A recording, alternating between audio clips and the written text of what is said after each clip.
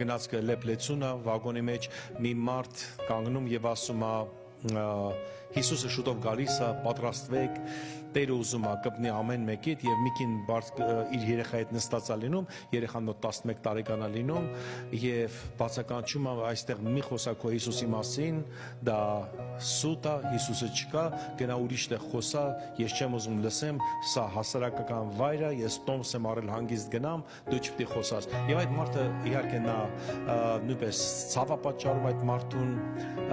այդ մարդը նստում է եւ չի անցնում 20 րոպե, այդ մարդը նորից կանգնում եւ ասում է Հիսուսը շուտով գալիս է, մենք պետք է պատրաստվենք։ Գիտեք, բոլոր վագոնը ասեն շոկի մեջ, այդ կինը չանգրում է նրան անգամ եւ ասում է երեսից ոնց որ արյուն է գալիս եւ հանկարծ երեխան ասում է մայրիկ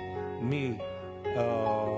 ոնց որ ասում է այդ մարդուն մի հալածի, որովհետեւ ինքը Աստծո զավակն է, ինքը Հիսուսի խոսքն է խոսում եւ մայրը ծնկի է գալի եւ սկսում է լաց լինել, աղոթել ու լաց լինել, Տիրոջը կանչել եւ մարդիկ զարմացած են լինում, ինչ փոխվեց ստեղ, իրականում ինչ է փոխվել, ոնց կարող է այդ կինը ծնկի գա եւ աղոթ կանի եւ երբ որ հարց են տալի նրան, ասում է իմ երեխան 11 տարի չի խոսացել, առաջի անգամ խոսած։ Գիտեք, իրականում Աստված հրաշագործ Աստված է, գիտեք, գալիս է այնտեղ, այն ժամանակ անգամ, որ մենք չկանք, չենք ընտրում եւ Տերը անում է իր հրաշքը, ու գիտեք ինչ, այդ վագոնի մեջ բոլորը